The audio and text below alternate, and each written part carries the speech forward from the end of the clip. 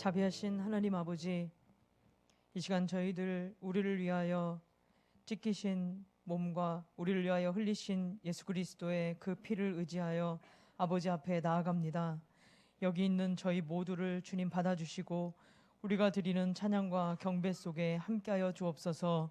주님만 바라보옵고 우리 구주 예수 그리스도의 이름으로 기도드리옵나이다. 아멘. 모두 다 일어나셔서 찬송가 151장 찬양 드리시겠습니다.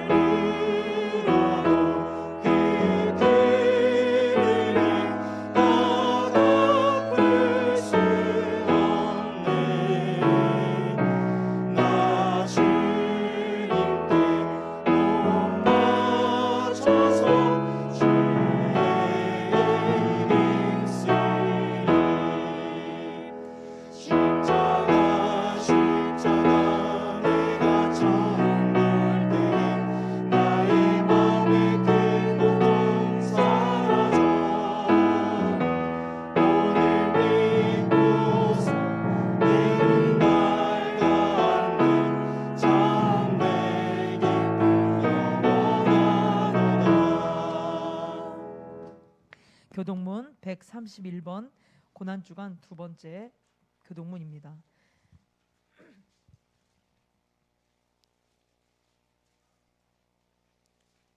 교동문 131번 고난주간 두 번째 교동문입니다. 우리가 전한 것을 누가 믿었느냐? 그는 주 앞에서 자라나기를 연한 순 같고 마른 땅에서 나온 뿌리 같아서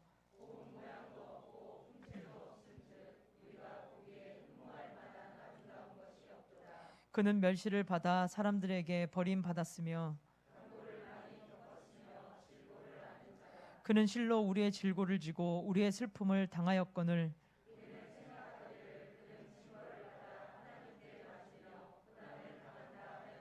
그가 찔림은 우리의 허물 때문이요 그가 징계를 받음으로 우리는 평화를 누리고 우리는 다 양 같아서 그릇 행하여 각기 제 길로 갔거늘 여호와께서는 우리 모두의 죄악을 그에게 담당시키셨도다. 아멘. 사도신경으로 우리의 신앙을 고백하겠습니다. 전능하사 천지를 만드신 하나님 아버지를 내가 믿사오며 그 외아들 우리 주 예수 그리스도를 믿사오니 이는 성령으로 잉태하사 동정녀 마리아에게 나시고 본디오 빌라도에게 고난을 받으사 십자가에 못 박혀 죽으시고 장사한 지 사흘 만에 죽은 자 가운데서 다시 살아나시며 하늘에 오르사 전능하신 하나님 우편에 앉아 계시다가 저리로서 산 자와 죽은 자를 심판하러 오시리라. 성령을 믿사오며 거룩한 공회와 성도가 서로 교통하는 것과 죄를 사하여 주시는 것과 몸이 다시 사는 것과 영원히 사는 것을 믿사옵나이다. 아멘. 모두 앉으셔서 찬송가 461장 찬양 드리시고 박동문 장로님 기도 인도하시겠습니다.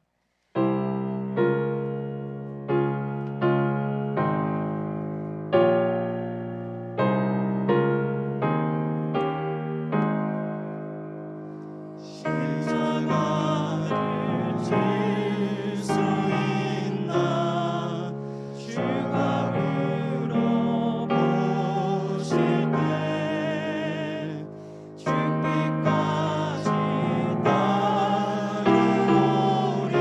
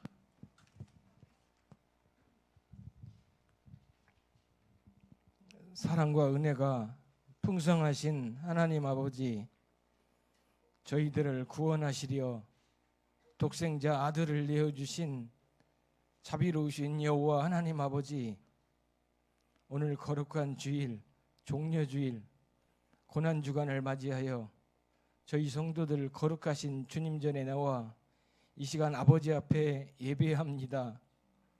고난당하신 그 모습과 의미를 생각하며 이 시간 찬양과 경배를 드리오니 주님 받으옵소서. 하나님 아버지, 예수님께서는 세상의 모든 죄악을 짊어지시고 고난당하심으로 저희들에게 참 생명을 주셨음을 감사를 드립니다. 그러나 저희들은 그 주님의 고난을 깨닫지 못하고 저희들에게 맡겨주신 십자가를 외면한 채 인간의 욕망과 헛된 목적을 가지고 살아왔음을 주님 앞에 고백합니다. 주님, 이 시간 저희들의 모든 죄를 주님께 아뢰며 회개하오니 용서하여 주옵소서. 저희를 위하여 고난당하신 주님, 이 시간 간절히 기도하오니 주님께서 겪으신 고통과 죽음에 저희도 함께 참여할 수 있게 하여 주옵시고, 저희들에게 맡겨진 십자가를 지고 인내의 힘과 변하지 않는 믿음으로 그리스도를 따르게 하여 주옵소서. 이제 우리 모두가 다시 한번 새롭게 거듭나게 하여 주옵시고, 주님께서 허락하신 사명과 직분을 잘 감당함으로 택한 백성으로서 임무를 잘 감당하게 하여 주옵소서. 하나님 아버지, 주님의 몸된 교회, 우리 하늘영광교회를 붙들어 주옵소서. 주님의 귀한 보혈을 흘려 저희 교회를 세워주신 줄 우리가 알므로 주님의 보혈이 헛되지 않도록 하나님과 우리 주 예수님의 십자가 복음의 통로가 되는 귀한 교회로 세워지게 하여 주옵소서. 주께서 친히 교회를 붙들어 주옵소서. 이 시간 주님을 예배하기 위하여 이 자리에 참석한 우리 귀한 성도들, 하나님의 위로와 축복과 은혜와 은총을 허락하여 주옵소서. 특별히 이 예배를 통하여 주님이 당하신 고난을 깊이 묵상하며 주님의 깊으신 사랑이 충만하게 하여 주옵소서. 전능하신 하나님 아버지, 내일부터 시작되는 고난주간 특별 기도회를 기억해 주셔서 우리 많은 성도들이 참여할 수 있도록 저희들에게 시간과 여건과 성령의 충만함을 허락하여 주옵소서. 이 시간 기도를 통해서 십자가를 통하여 보여준 주님의 한없는 사랑과 하나님 아버지의 뜻을 깊이 생각하며 주님 앞에 순종하는 삶이 되게 하여 주옵소서. 이제 우리에게는 예수 그리스도의 십자가 외에는 결코 자랑할 것이 없음을 주님 깨닫게 하여 주옵시고, 우리의 허영과 욕심과 교만된 이기심을 그리스도의 피로써 씻어지게 하여 주옵소서. 하나님 아버지, 오늘도 주께서 사랑하시는 우리 목사님 단위에 세워주시니 감사함을 드립니다. 이 시간 말씀으로 대언하실 때 하나님 함께하여 주옵시고, 늘 영육간에 간간하게 하여 주옵시고, 주시는 말씀으로 인하여 지치고 상한 우리들의 마음이 하나님 아버지 치유되고 회복되어 참 평안을 누리고 돌아갈 수 있도록 성령님 인도해 주옵소서. 이 시간 드려지는 모든 예배 주님 홀로 영광 받아 주옵시고, 저희들은 은혜의 시간이 되기를 원하오며 우리를 구원하신 예수님의 이름으로 기도드립니다. 아멘.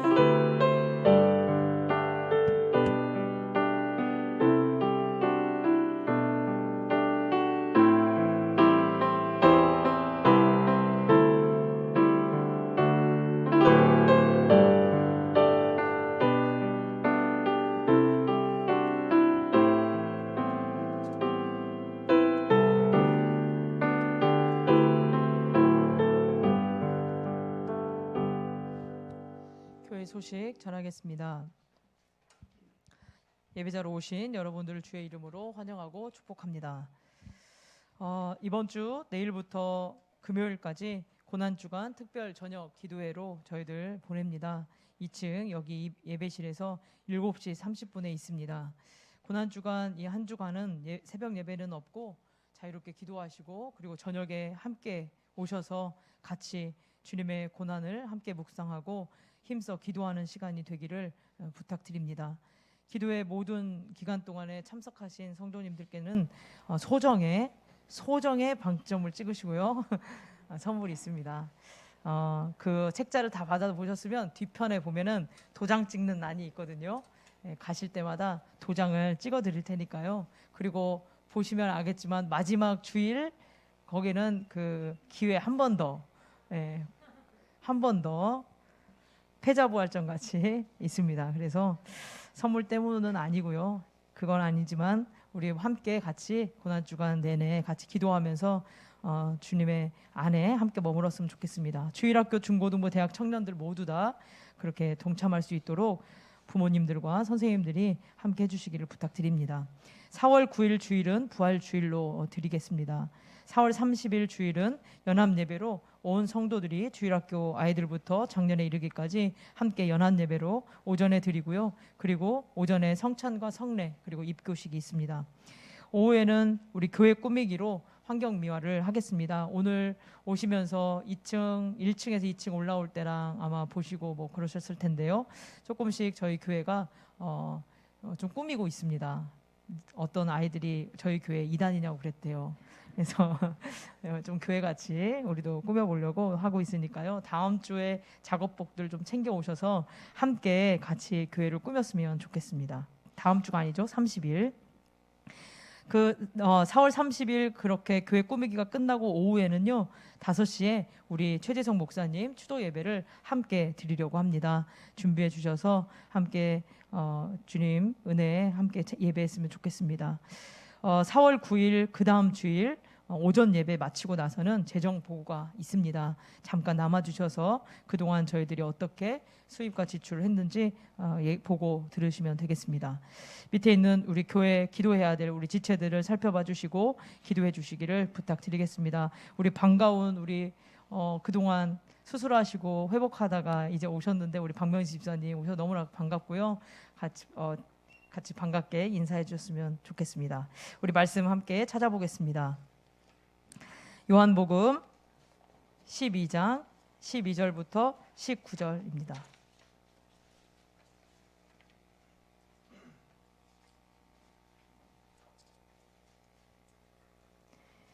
요한복음 12장 12절부터 19절 말씀 우리 교독하겠습니다.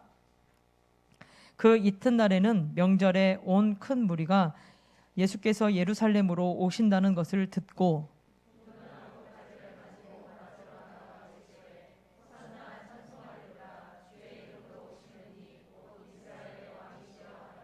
예수는 한 어린 나귀를 보고 타시니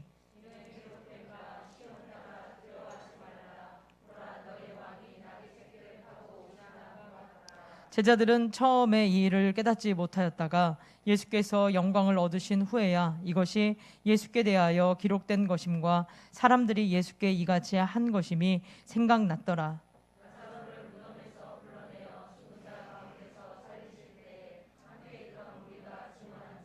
이에 무리가 예수를 맞음은 이 표적 행하심을 들었음이로라. 함께 읽습니다. 바리새인들이 서로 말하되 볼지어다 너희 하는 일이 쓸데없다. 보라 온 세상이 그를 따르는도다 하니라. 아멘. 예수님이 가시는 길이라는 제목으로 목사님께서 말씀 전하시겠습니다.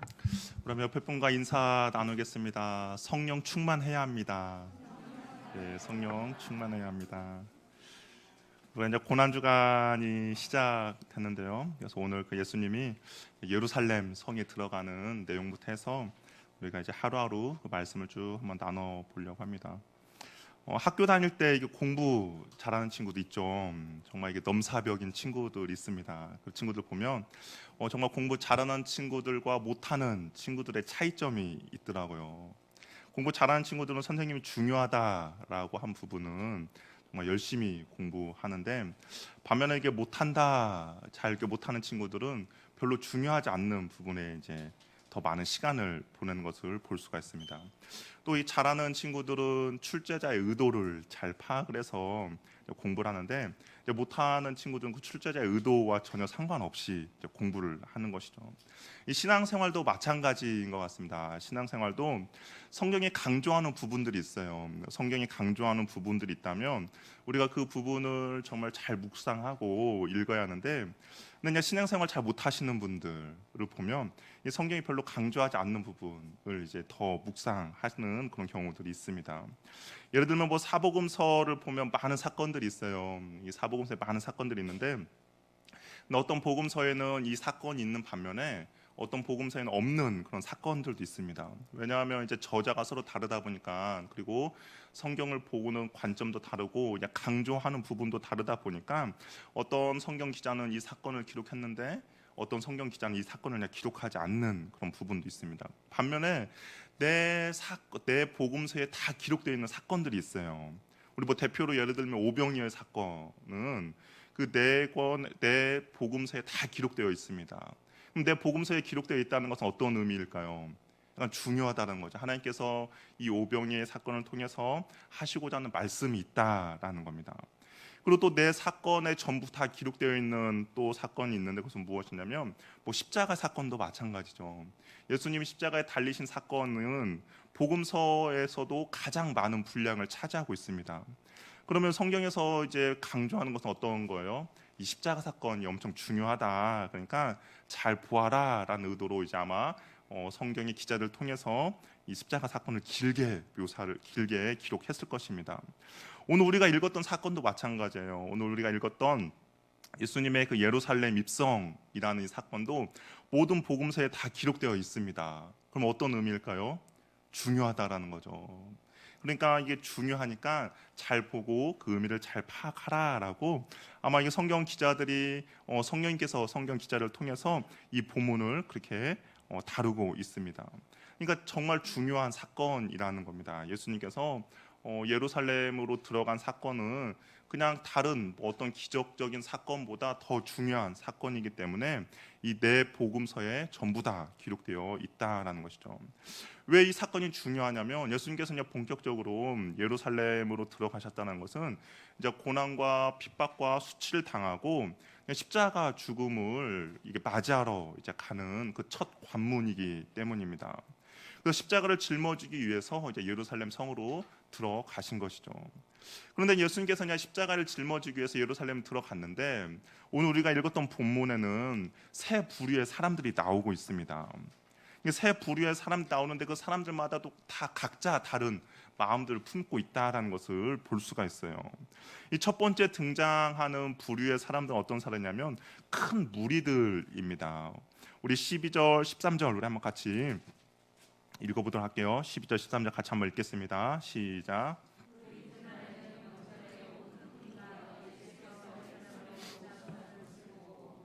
종려나무를 가지고 맞으러 나가 외치되 호산나 창송하리다 주의 이름으로 오시느니 곧 이스라엘의 왕이시여 하더라. 아멘.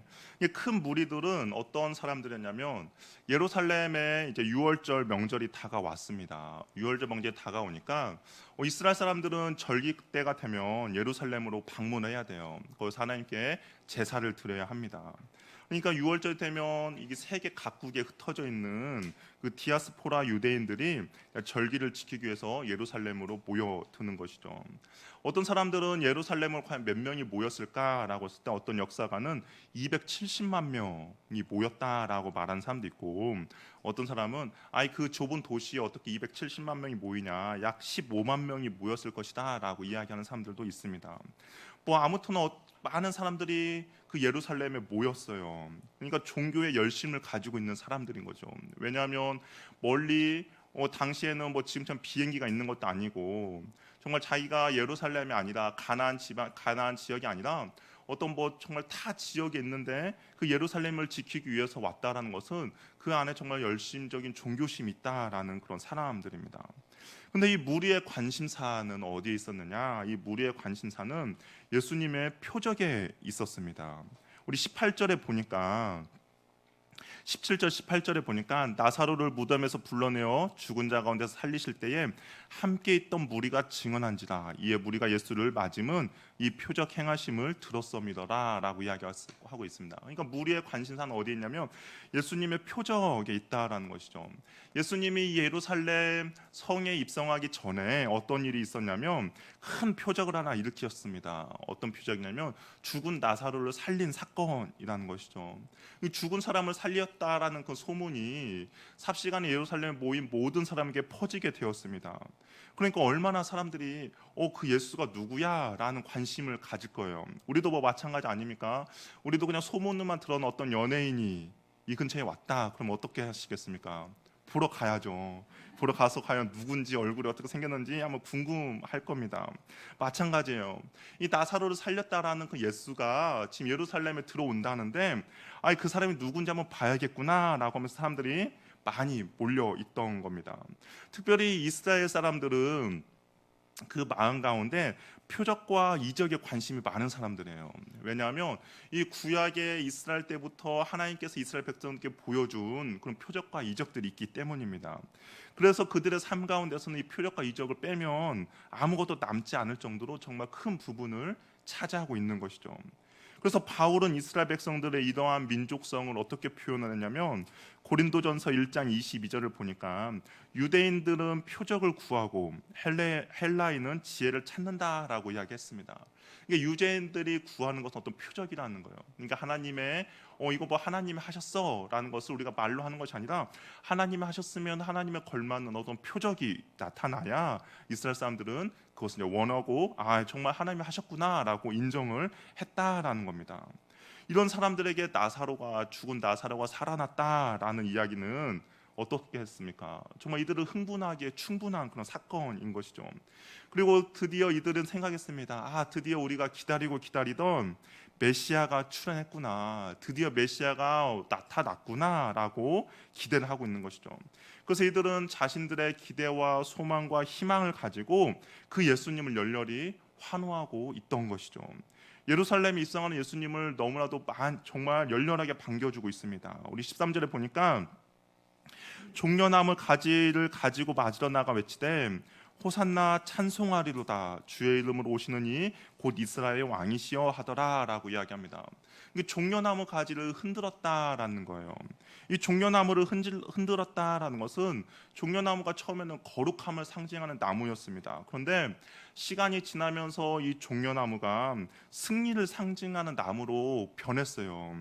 왜 승리를 상징하는 나무로 변하게 된 계기가 있는데 무엇이냐면 이스라엘 백성들 역사 가운데 이제 알렉산더 대왕이 죽은 후에 이스라엘 사람들이 그 헬라의 식민지로 있을 때가 있었습니다.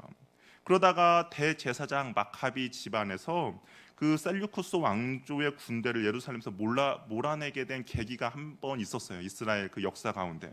근데 그때 사람들이 어떻게 행동을 했냐면 메시아로 그 마카비 집안의 사람들 메시아로 추앙하면서 종려나무를 흔들고 그리고 호산나를 외친 그런 사건들이 있었습니다. 그러니까 이스라엘 지금 무리들이 종려나무 가지를 흔들고 호산나라고 외친 이유는 다른 것이 아니라 그 마카비 때 그 헬라 사람들을 몰아내고 자신의 독립을 갖추었던 것처럼 지금 우리가 노마의 식민지에 있는데 이 노마를 물러내고 우리도 다시 한번 그때의 회복을 한번 이루어냅시다라는 그런 상징이 지금 무리들의 마음 가운데 있다라는 겁니다. 그래서 예수님을 승리의 왕 메시아로 환영하기 위하다라는 것이죠.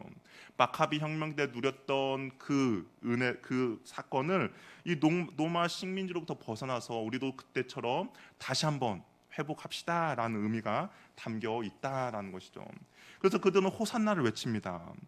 우리 호산나는 어떤 뜻이냐면 구원하소서라는 뜻이에요. 그러니까 종려나무 가지를 흔들면서 호산나라고 외치는 것은 예수 당신이 우리를 이 노마의 식민지로부터 구원해 주소서. 당신은 우리의 승리의 왕입니다. 당신은 우리의 메시아입니다라고 하면서 환영하고 있는 것이죠. 근데 이런 환영들이 바리새인들의 마음을 너무 힘들게 합니다. 예수를 메시아로 인정할 수 없는 인정할 수 없을 뿐 아니라 정치적인 구호로서 혹시 로마 사람들을 자극하지 않을까에 대한 두려움이 이 바리새인들에 있었던 것이죠.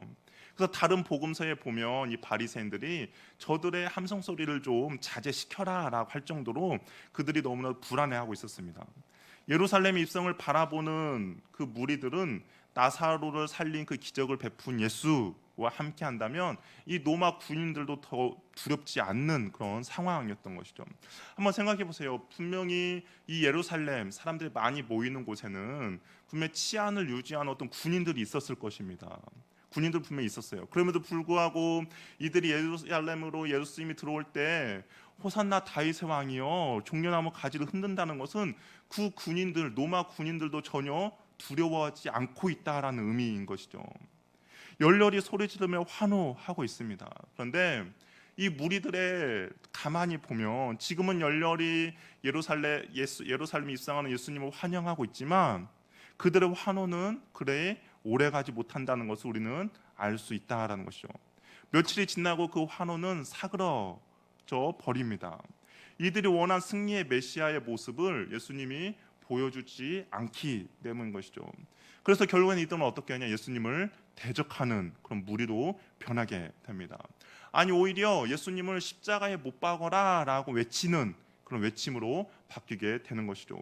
호산나 다윗의 자손이여 우리를 구원하소서라고 외쳤던 사람들이 자신들이 원하는 예수님의 모습이 나타나지 않으니까 이제 그 외침이 어떻게 바뀌었냐면 그를 십자가에 못 박으라라고 외치는 소리로 바뀌게 되었다라는 겁니다.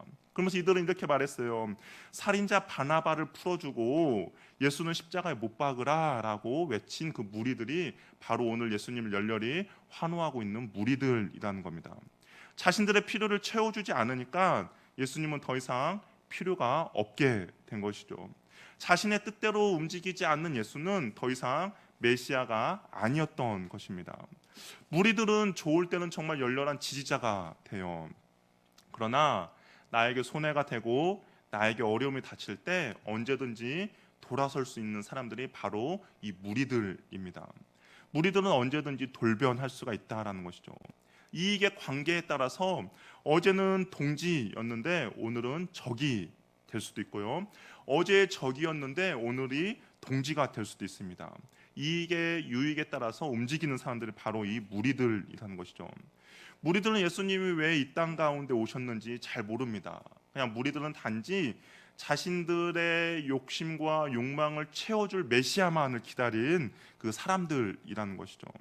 그런 사람들에게 자신의 욕망과 자신의 욕심과 자신들이 원하는 것을 채워주지 않는 메시아는 더 이상 필요 없는 그런 존재가 되어버립니다. 그래서 자신들에게 실망을 안겨주었을 때 과감하게 예수를 조롱하고 예수를 욕하며 십자가에 매달 것을 요구한 사람들이 바로 이 무리들입니다. 이들은 백마를 타고 정말 칼을 높이 들고 입성하는 그 메시아를 원했어요. 그런데 예수님은 어떻습니까? 우스꽝스러운 나귀 새끼를 타고 입성하신 것이죠. 한번 생각해 보세요. 나귀도 정말 작은 동물입니다. 근데 나귀 새끼는 어떻겠습니까? 더 작은 동물이죠. 그런데 그 나귀 새끼를 다 큰 성인이 타고 들어간다라고 한번 생각해 봅시다. 얼마나 우스꽝스러운 모습이에요. 당시 사람들의 옷은 분명히 긴 겉옷을 입었을 것입니다. 그런데 겉옷이 분명히 땅에 이렇게 끌렸을 거예요. 정말 우스꽝스러운 모습으로 감에도 불구하고 이들이 기대하던 그 메시아가 있기 때문에 열렬히 환호하고 있었던 것이죠. 이 무리들의 신앙은 언제나 내가 중심이 되는 겁니다. 나 중심으로 모든 신앙생활을 움직여야 돼요. 예수님도 겸손의 왕, 평화의 왕이 아니라 전쟁에서 승리한 개성장군이 되어야만 한다라는 겁니다. 나를 만족시켜야 주어야 하고 나의 욕구를 채워 주어야 합니다. 나를 만족시켜 주지 못한 예수는 더 이상 따르고 싶어하지 않고 따라야 할 이유도 발견하지 못하는 것이죠. 그래서 언제든지 예수를 배반하고 주님을 떠나며 심지어는 주님을 향해서 욕하고 저주하는 그런 사람으로 변화될 수가 있다라는 것이죠. 예수님은 내가 정한 계획대로 내가 정한 시간에 나를 반드시 도와주어야 하고 나에게 필요한 것은 반드시 채워주어야 하며 내가 가는 곳에 언제든지 예수님을 따라오셔야 하고 내가 머무는 곳에도 예수님은 함께 머물러 있어야 합니다. 나의 야망과 나의 목적을 위해서 예수님은 도구에 불과할 뿐인 것이죠. 종려나무 가지를 흔들면서 호산나 다윗의 자손이여 라고 외치는 그 무리의 모습이 바로 이런 사람들이라는 겁니다. 우리가 예수님을 올바로 알려면 그분과의 눈높이를 온전히 맞춰야 합니다. 그래야 예수님이 어떤 분인지 온전히 알 수가 있는 것이죠. 나귀 새끼를 타고 입성하신 예수님이 왜 예루살렘으로 입성하시는가를 알기 위해서는 우리가 그 예수님과의 눈높이를 맞춰야 한다라는 것이죠. 예수님은 나귀 새끼를 타고 예루살렘으로 입성했는데 나는 여전히 백마를 타고 있다며 서로 눈높이가 맞지 않는 겁니다. 예수님께서 나귀 새끼를 타고 예루살렘 입성하는데 나는 백마를 타고 오는 그 예수를 기다리고 있다면 우리는 그 예루살렘 입성하시는 예수님을 온전히 볼 수가 없다라는 것이죠. 예수님은 사람들을 섬기려고 이 땅에 오셨는데 나는 다른 사람들을 짓밟고 군림하려고 한다. 그러면 예수님은 그곳에 계시지 않는다라는 겁니다. 우리의 신앙생활이 성경이 말씀하신 예수님을 온전히 보기 위해서는 나도 그 예수님의 시선을 맞춰야 하고 예수님이 걸어간 그 길을 나도 동일하게 걸어가야 예수님이 온전히 보이는 것이지 성경하고 성경 속에 기록된 예수님의 모습과 전혀 다른 예수님의 모습을 그리고 그를 바라본다면 나는 여전히 무리들과 똑같은 신앙생활을 하게 된다라는 겁니다. 그냥 좋은 게 좋은 거지 나는 종교인으로 남을 수밖에 없다라는 것이죠. 주님은 어디에 계시는지 무엇을 하고 계시는지 주님이라면 어떻게 하실 것인지에 대한 그런 질문과 그런 마음과 또 주님께 나의 시선을 고정시킬 때 비로소 나귀를 타고 들어가시는 예수님을 우리가 온전히 바라볼 수 있게 된다라는 겁니다. 나귀 타고 입성하신 예수님의 그 겸손의 왕, 평화의 주님이 그때서야 비로소 보이기 시작한다라는 것이죠. 여러분의 시선과 여러분의 마음과 그다음 여러분이 바라보는 예수님은 과연 어떤 예수님입니까? 이 무리들이 원하는 것처럼 다윗의 자손 예수여 종려나무 가지를 흔들면서 혹시 흰 말을 타고 칼을 들고 입성하는 그런 개선장군의 예수님을 바라보고 있지는 않습니까? 만약에 그런 예수님을 바라보고 있다면 우리의 신앙생활은 무리의 신앙생활로 멈추게 될 것입니다. 나의 욕망을 채워주지 않는 예수님을 언제든지 배신할 수 있으며 나의 요구를 들어주지 않는 예수님 앞에서 언제든지 돌아설 수 있는 그런 신앙생활을 할 수밖에 없다라는 것이죠. 여러분의 시선과 마음을 온전히 나귀 새끼 타고 들어가신 예수님을 온전히 바라볼 수 있는 은혜가 있길 바랍니다. 그럴 때 예루살렘으로 왜 입성하시는지 그 주님을 온전히 우리가 깨닫고 발견할 수가 있다라는 것이죠. 오늘 두 번째 그룹은 어떤 그룹이 또 등장하냐면 제자 그룹이 있어요. 우리 16절 말씀을 같이 한번 읽어보겠습니다. 16절 같이 읽겠습니다. 시작.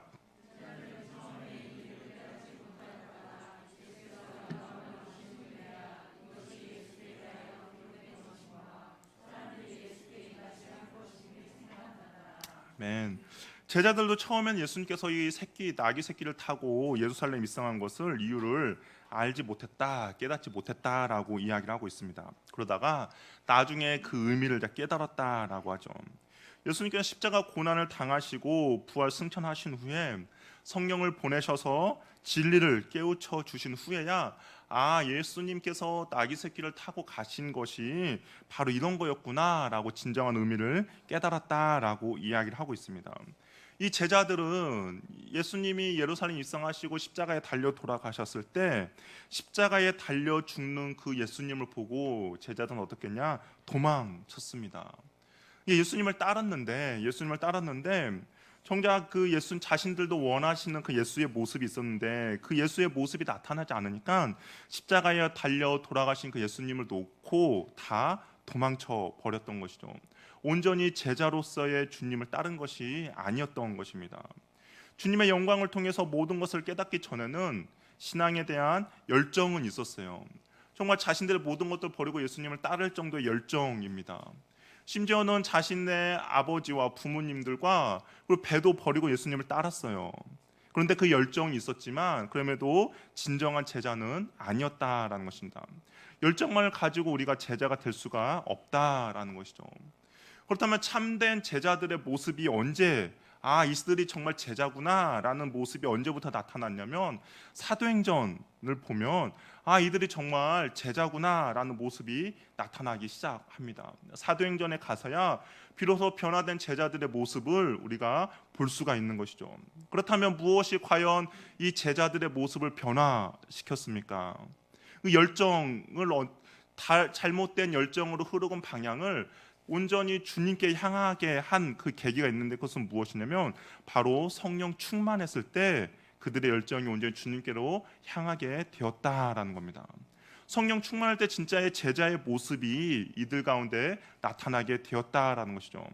성령께 순종하며 나아갈 때 온전한 제자 다움을 보여줄 수 있었던 것이죠. 사도행전 4장 19절 20절을 보면 대제사장과 종교 지도자들이 이 베드로와 요한을 잡아왔습니다. 그러고 나서 말하는 것이죠. 부활하신 예수님을 전하지 말라라고 그렇게 협박을 했어요. 그랬더니 이들이 뭐라고 말했냐면 너희 말을 듣는 것이 옳으냐, 나는 하나님의 말씀 가운데 순종하겠다라고 담대하게 이야기를 합니다. 그전에는 이 베드로라는 사람이 그전에는 예수님이 잡혀가셨을 때에 그 대제사장의 여종 앞에서도 예수님을 부인했던 사람인데, 그런데 이 대제사장과 종교 지도자들 앞에서 난 예수의 부활을 전하는 것이 옳다라고 생각한다라고 담대하게 말할 수 있었던 이유는, 그런데 이 이야기를 하기 전에 성경에서 사도행전 4장 8절에 뭐라고 기록되어 있냐면 성령 충만하다라고 이야기를 하고 있습니다. 그러니까 성령 충만해서 베드로가 그 종교 지도자들과 대제사장 앞에서 나는 예수의 부활에 대해서 온전히 전하겠다라고 고백한 것을 볼 수가 있다라는 것이죠. 예수님의 진정한 제자의 모습 언제 나타났냐? 바로 성령 충만할 때 예수님의 진정한 제자의 모습이 나타날 수 있다라는 겁니다. 예수님의 진정한 제자가 되고 싶습니까? 십자가 달리신 예수님을 곁에 도망하지 않고 그 옆에서 끝까지 지키고 싶습니까? 그렇다면 성령 충만을 구하시길 바랍니다. 우리가 충만 받는 법은 항상 들어서 아실 거예요. 우리가 성령 충만 어떻게 받습니까? 똑같죠. 말씀과 기도입니다. 제가 여러분의 질문할 때 대충 예수님 아니면 기도와 말씀 그 셋 중에 하나 찍으면 다 맞을 거예요. 성령 충만 어떻게 받습니까? 기도와 말씀이에요. 다른 거 아닙니다. 그런데 한번 다른 방법으로 접근해 보겠습니다. 성령 충만은 우리가 기도와 말씀으로 받는데, 그렇다면 언제 성령 충만이 상실이 되는가의 접근을 한번 우리가 가봤으면 좋겠습니다. 아래에 토레이 목사님이 성령 충만 받는 법이라는 책에서 성령 충만이 어떻게 상실되는지에 대해서 이렇게 몇 가지 말씀하셨어요. 그 중에서 몇 가지 살펴보면 죄가 들어옴으로 성령 충만은 사라진다라고 이야기합니다. 죄는 그 하나님을 그 마음 가운데 두기 싫어하는 마음이잖아요. 그러니까 하나님을 그 마음 가운데 두기 싫어하니까 성령님을 내 마음 가운데 두기 싫어하는 마음이 바로 그 죄라는 겁니다. 내가 스스로 주인이 되어 버리는 것이죠. 내 뜻대로, 내 마음대로, 내가 원하는 대로, 내가 생각하는 대로 그냥 행동하고 나아가는 것이 바로 죄인데, 그럴 때 성령 충만이 사라진다라고 이야기합니다. 두 번째는 탐심과 탐욕에 의해서 사라진다라고 이야기를 해요. 가룟 유다는 돈에 대한 탐심으로 인해서 정말 비참한 결과를 맞이합니다. 예수님은 모든 탐심을 물리치라라고 경고의 말씀을 하셨고요. 그리고 바울도 탐심은 우상숭배다라고 말하고 있습니다. 그러니까 절제와 감사함이 없는 우리의 삶은 성령의 충만을 사라지게 한다라는 것이죠. 내 안에 욕심과 욕망이 가득 차 있을 때 성령께서 내 마음 가운데 머물 수 있는 공간이 사라진다라는 겁니다. 세 번째는 기도와 말씀을 멀리하고 게을리하면 절대로 성령 충만을 받을 수 없다라고 합니다. 그러니까 우선순위에서 기도와 말씀이 멀어질 때 성령의 충만함을 받을 수 없다라고 이야기를 하는 거 있는 것이죠. 그러니까 우리가 성령 충만을 받기 위해서는 기도와 말씀이 필요하고, 우리가 성령 충만이 온전히 유지하기 위해서는 정말 죄로부터 우리를 분리시켜야 하며 탐심과 탐욕에 내가 사로잡히지 않게 해야 하며 기도와 말씀을 삶의 우선순위로 두어야 한다라는 겁니다. 정말 십자가의 사건과 부활을 발견하고 깨닫기를 원한다면 성령의 충만을 받으시기를 바랍니다. 그래야 나귀의 새끼를 타고 예루살렘 입성하신 주님의 그 뜻과 그 주님의 그 십자가가 무엇인지를 우리가 온전히 발견할 수 있기 때문인 것이죠. 세 번째 그룹은 누구냐? 바로 바리새인들이에요. 우리 19절 말씀 한번 같이 읽어보겠습니다. 19절 같이 읽겠습니다. 시작.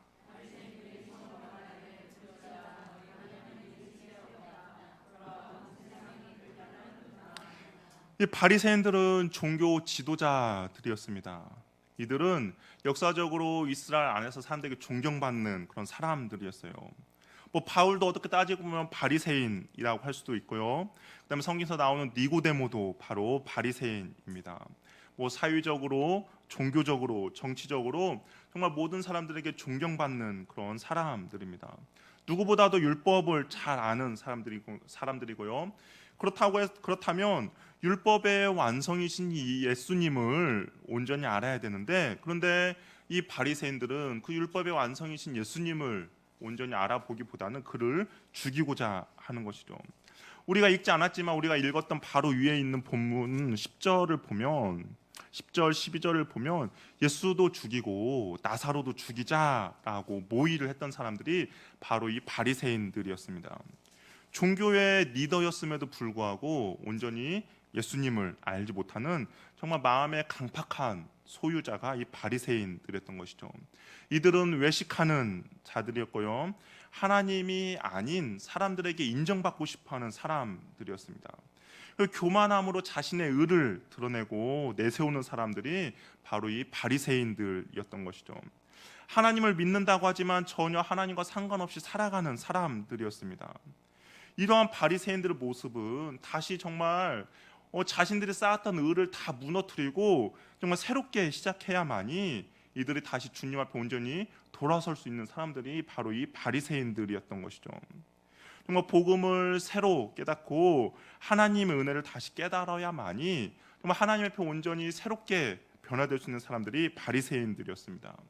이 교회를 몇 년 다니고 정말 우리 집안이 몇 대 때 신앙의 집안이 이것이 중요한 것이 아니라 지금 내 마음이 강팍하고 있고 혹시 내가 주님에 대한 사랑이 없다라고 있다면 정말 우리가 만약에 그런 마음을 지금 우리의 마음의 상태라면 그렇다면 솔직하게 고백하고 주님 앞에 나가야 한다라는 겁니다. 만약에 내가 여전히 강팍해 있고 여전히 주님에 대한 사랑이 없고 그냥 내 의만 내세우면서 신앙생활을 한다면 우리도 결국에는 이 바리새인들과 같은 신앙의 모습에 빠질 수밖에 없다라는 것이죠. 이만하면 잘하고 있지. 나 정도 신앙생활이면 사람들에게 인정받고 있으니까 잘하고 있을 거야 라고 생각하고 다른 사람을 정죄하고 있다면 나도 모르게 바리새인이 되어가고 있음을 우리는 경계해야 한다라는 겁니다. 누가복음 18장을 보면 바리새인이 하나님 앞에 기도를 해요. 근데 그가 이렇게 기도합니다. 나는 토색한 적도 없고 불의한 적도 없고 간음하는 자들과 다르고 저 세리와도 다릅니다 라고 기도합니다. 그리고 나는 일주일에 2번씩 금식하고 11주도 잘하고 있습니다. 자신의 의를 내세우면서 다른 사람을 정죄하는 것이죠. 어떻게 보면 신앙적인 면으로 보면 너무나 잘하는 거예요. 우리 일주일에 2번 금식하시는 분 없잖아요. 그렇죠? 하다못해 우리는 하루에 4끼 먹는 사람도 있는데 일주일에 2번 금식하는 사람 없어요. 그럼에도 불구하고 바리새인이 우리의 신앙에 보다 더 높은 수준을 보여주고 있습니다. 그럼에도 불구하고 하나님께서는 이 바리새인의 신앙을 인정하지 않는다라는 것이죠. 근데 반면에 세리는 어떻게 기도합니까? 눈을 들어 하늘을 쳐다보지도 못하고 가슴만 치면서 이렇게 말해요. 하나님 불쌍히 여겨 주소서 나는 죄인입니다 라고 기도만 했다라는 거예요. 이게 세리는 자신이 죄인인 걸 아는 거죠. 내가 너무나 죄인이니까 하나님을 감히 쳐다보지도 못합니다. 성전에 가까이 가지도 못해요. 멀리 떨어져서 하나님 나는 죄인입니다 라고 하면서 가슴을 치면서 기도만 했다라는 겁니다. 그런데 예수님께서 뭐라고 말씀하셨냐? 바리새인의 기도가 아니라 세리의 기도를 받으셨다라고 말씀하고 있다라는 것이죠. 하나님이 기뻐하는 신앙의 모습은 이 바리새인처럼 나는 이렇게 신앙생활하고 나는 이렇게 합니다라고 나의 자랑과 나의 의를 내세우는 것이 아니라 정말 내가 죄인임을 알고 하늘을 감히 쳐다보지도 못하면서 가슴을 치며 하나님 나를 불쌍하게 여겨주소서라고 기도하는 세리의 기도를 하나님께서 더 받아주셨다라는 겁니다. 우리가 그렇다면 우리의 신앙생활도 그러한 신앙생활의 모습으로 나아가야 한다라는 것이죠. 여전히 나는 잘하고 있지, 이만큼 신앙생활하면 훌륭한 것이지, 나는 몇 대 때 신앙생활하고 있어 라고 혹시 그렇게 생각하고 있다면 우리는 돌아서서 주님 앞에 나의 의를 다 무너뜨리고 온전히 주님 앞에 다시 돌아설 수 있는 은혜가 있기를 바랍니다. 오늘 본문에서는 나 중심의 신앙생활을 하고 있는 무리들이 등장했고요.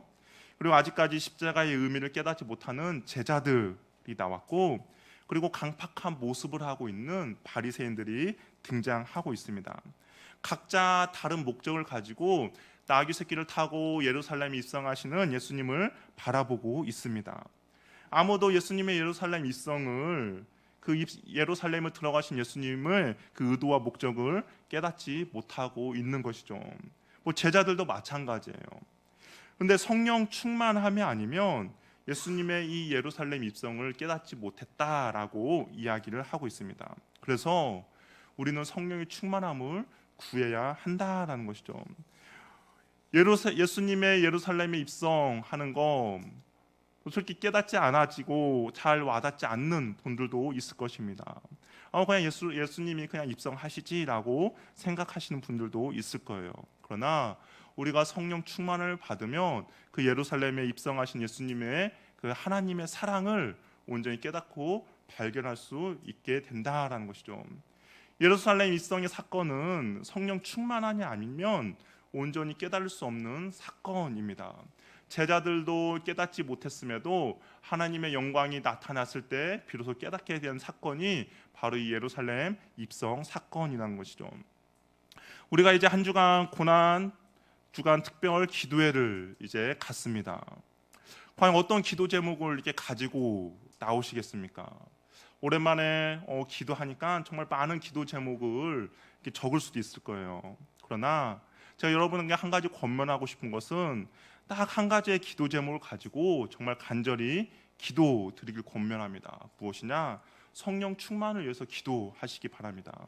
이번 한 주간 동안 내가 정말 많은 기도 제목들이 있을 거예요.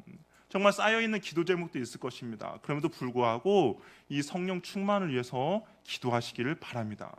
만약에 내가 이번 한 주 동안 성령의 충만함을 받지 못한다면 오늘 본문 세 부류의 사람들의 신앙을 나는 넘지는 못할 것입니다. 여전히 내 중심의 신앙생활을 하게 될 것이고요.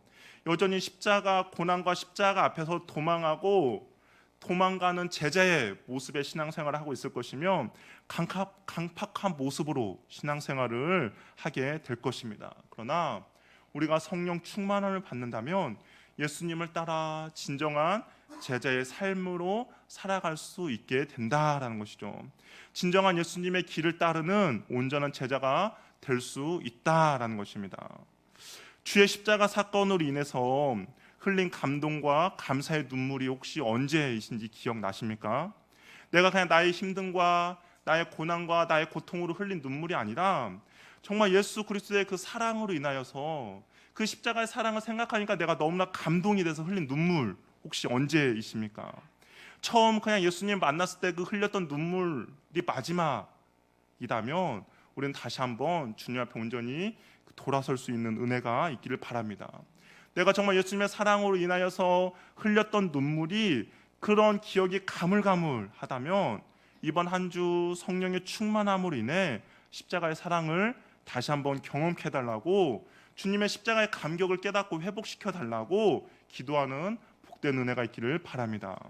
우리가 성령의 충만함을 받지 못하면 그 십자가의 사랑을 발견하지 못하면 올해의 그 신앙생활도 그냥 흐지부지한 신앙생활이 될 수밖에 없다라는 것이죠. 우리가 고난주간에 예수님의 십자가를 알고 언제 묵상해 보시겠습니까? 이 고난주간에 예수님의 십자가를 우리가 발견하지 못하면 그냥 1년 동안의 신앙생활 역시 그냥 그렇고 그냥 무리들과 제자들과 그리고 바리새인들의 그 신앙생활을 나는 또 1년 동안 할 수밖에 없다라는 것이죠. 1년 동안의 그런 신앙생활을 또 그대로 나아가겠습니까? 제가 권면하고 싶은 것은 정말 이번 한 주 동안 그 주님의 십자가의 사랑을 다시 한번 회복하는 그런 은혜가 있기를 바랍니다. 그래서 이 제자들도 예루살렘에 입성하시는 예수님의 모습을 깨닫지 못했지만 이 성령 충만하고 나서 그 예수님의 온전한 그 뜻과 계획을 발견한 것처럼 우리도 이 고난 주간을 통하여서 예수님의 그 십자가의 사랑을 회복해서 주님의 제자로서의 온전한 삶을 살아가는데 부족함이 없는 저와 여러분 되기를 바랍니다. 바리새인들과 무리들 십자가 사건을 깨닫지 못한 무지한 제자들을 넘어서서 나를 부인하고 나의 십자가를 지고 예수님을 따르는 저와 여러분이 되기를 바랍니다. 성령의 충만함으로 내 안에 있는 예수의 사랑을 다시 회복시켜 주시옵소서라고 기도하며 나아가는 저와 여러분이 되기를 바랍니다. 우리 자리에 일어서서 우리 함께 찬양하며 나가겠습니다.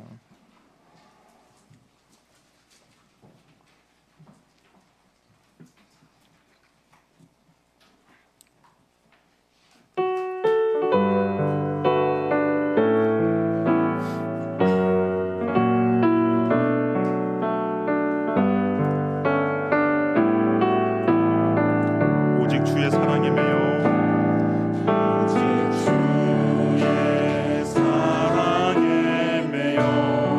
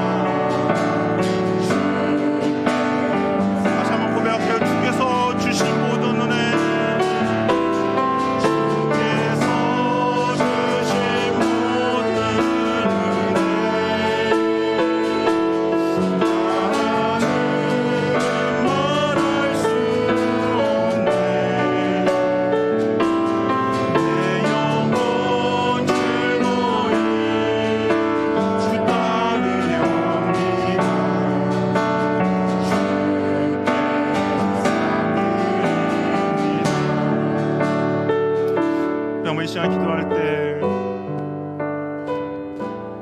정말 그 십자가의 사랑으로 내가 눈물 흘리며 감격했던 적이 언제입니까?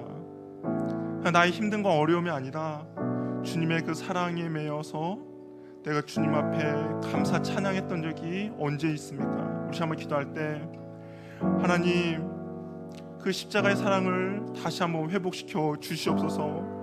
하나님 이 무뎌진 마음 가운데 주의 사랑으로 다시 한번 회복시켜 주시고 하나님 그 주님을 온전히 따라가는데 부족함이 없는 주님의 제자가 되는데 은혜 베풀어 주시옵소서. 하나님 십자가 사랑으로 나를 다시 한번 붙들어 주시고 다시 한번 일으켜 세워 주시고 다시 한번 그 주님의 길을 따라갈 수 있는 주의 자녀 되도록 역사하여 주시옵소서. 우리 한번 기도하며 나가겠습니다. 주여 하나님 우리에게 그런 은혜를 베풀어 주시옵소서. 하나님 다시 한번 십자가의 은혜를 허락하여 주시옵소서. 하나님 내 주님을 더욱더 사랑합니다. 하나님 주님의 은혜가 내 몸을 내기로 원합니다. 하나님 언제인지 알지 못하겠습니다. 그 십자가의 감격이 언제인지 깨닫지 못하겠습니다. 하나님 기억이 가물가물합니다. 하나님 나에게 그 은혜를 다시 한번 회복시켜 주시옵소서. 그 십자가의 은혜를 다시 한번 회복시켜 주셔서 주 앞에 언제 나아가는 데 부족함이 없도록 인도하여 주시옵소서. 하나님 내가 버리는 시간을 기억합니다. 하나님 바리새인 시간을 기억하고 주님만을 바라보고 나아가는 은혜를 허락하여 주시옵소서. 하나님 그러한 은혜를 우리에게 주시기 원합니다. 성령 충만함을 허락하여 주시옵시고 하나님 그 은혜를 우리에게 허락하여 주셔서 주님을 바라보고 나아가는 데 부족함이 없도록 주여 도와주시옵소서. 하나님 그러한 은혜를 우리에게 허락해 주시기 원합니다. 하나님 다시 한번 회복시켜 주시기 원합니다. 하나님 고난 주간을 맞이하여서 예수님의 그 사랑으로 다시 한번 우리를 붙들어 주시고 예수님의 은혜로 다시 한번 나를 붙들어 주셔서 하나님 주님 앞에 온전히 나아가는 데 부족함이 없도록 인도하여 주시옵소서. 하나님 나를 붙들어 주셔서 도와주시기 원합니다. 주여 도와주시옵소서. 주여 도와주시옵소서.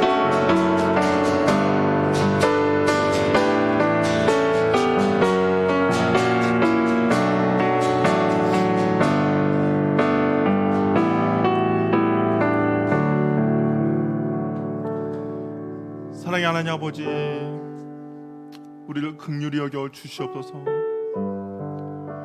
주님의 그 사랑이 내 마음 가운데 식어졌음을 주여 고백하오니 주여 불쌍히 여겨 주시고 긍휼히 여겨 주시옵소서. 나는 잘하고 있다라고 혹시 생각하고 있다며 하나님 내 의를 무너뜨려 주시고 온전히 주님의 사랑으로 다시 세워 주시옵소서. 주님을 나의 욕심과 나의 정욕의 도구로 사용하고 있고 생각하고 있다며 하나님 나를 긍휼히 여겨 주셔서 나를 다시 한번 십자가의 사랑으로 회복시켜 주시옵소서. 감히 하늘을 들어 쳐다보지도 못하고 가슴만 치며 하나님 나를 불쌍히 여겨 주소서라고 고백했던 그 세리의 고백이 하나님 우리의 고백이 될 수도 도와주시고 하나님의 그 사랑으로 내가 다시 한번 주의 길을 걷는데 부족함이 없도록 인도하여 주시옵소서. 하나님 무뎌지고 강팍해진 이 나의 마음 가운데 다시 십자가의 사랑을 회복시켜 주셔서 내가 주님의 그 사랑이 무엇인지 주님의 뜻이 무엇인지 그리고 그 주님이 가는 길이 무엇인지를 온전히 알 수 있도록 도와주시옵소서. 하나님 우리가 한 주 동안 이제 특별 저녁 기도회를 시작합니다. 이 고난주간을 맞이해서 내가 다시 한번 십자가의 사랑을 회복할 수 있는 시간을 허락해 주시고 그 시간을 통하여서 내가 다시 한번 주님의 뜻 가운데 머물러 있는 귀하고 복된 신앙생활을 할 수 있도록 주여 인도하여 주시옵소서. 하나님 우리가 한 주 동안 성령 충만함을 구하며 나가겠사오니 하나님 그 제자의 모습이 우리의 삶에 나타날 수도 도와주시고 그 제자가 갔던 길을 우리도 동일하게 갈 수 있도록 인도하여 주시옵소서. 하나님 어린아이부터 노년이기까지 우리가 함께 모여 기도하며 나갈 것입니다. 그 주님의 사랑을 회복시켜 주기를 간절히 기도하며 나갈 테오니 하나님 한 사람 한 사람 만나 주셔서 그 십자가의 사랑으로 우리를 다시 한번 일으켜 주시고 세워 주시옵소서. 하나님 귀한 예물 주 앞에 올려드립니다. 하나님 예물 드린 주의 손길들 기억하여 주시고 하나님 더 드리고 싶지만 드리지 못한 그 안타까운 마음도 주께서 기억하여 주시고 하나님께 더 드릴 수 있는 귀하고 복된 은혜를 주께서 허락하여 주시옵소서. 이 예물이 쓰이는 곳곳마다 생명이 태어나며 이 예물이 흘러가는 곳곳마다 주의 영광과 주의 나라가 더욱더 확장될 수 있도록 주께서 은혜 베풀어 주시옵소서. 하나님과 함께 예배드리지 못한 주의 자녀들이 있습니다. 군으로 유학으로 또한 타 지역에 있고 여러 가지 어려운 상황과 환경 가운데 있는 주의 자녀들을 주께서 기억하여 주셔서 하나님 동일하게 십자가의 사랑을 회복할 수 있는 귀하고 복된 은혜를 주께서 허락하여 주시옵소서. 이제는 우리 주 예수 그리스도의 은혜와 하나님의 사랑과 성령님의 교제, 교통, 충만하심이 성령의 충만함을 입어 예수님께서 나귀 새끼를 타고 예루살렘 입성하는 그 큰 의미를 깨닫고자 하는 주의 자녀들에게 이제부터 영원토록 함께 있을지어다. 아멘.